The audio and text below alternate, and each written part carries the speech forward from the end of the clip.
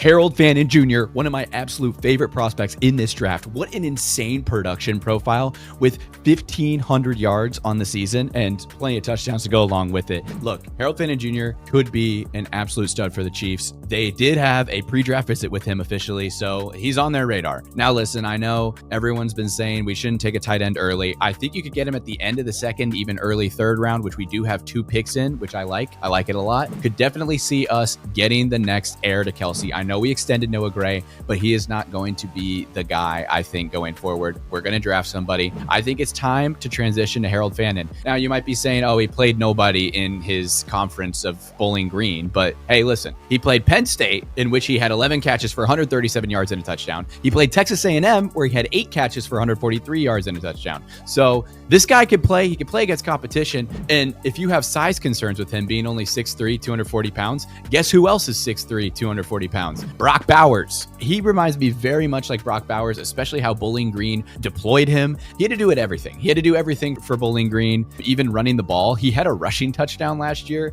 I think a playmaker like this, Andy Reid could get really creative, have him come out the slot, have him as an inline tight end, have him in the backfield, have him lined up as a fullback, but he actually gets a flat and he receives the ball. He gets a touchdown. This is a weapon, and this is a guy that could sit behind Kelsey for a year. We all know this is Kelsey's final year in Kansas City. We're all ready for it. Harold Fannin Jr. is the next big thing for Kansas City, and they continue their streak of having elite tight ends. Go draft Harold Fannin Jr.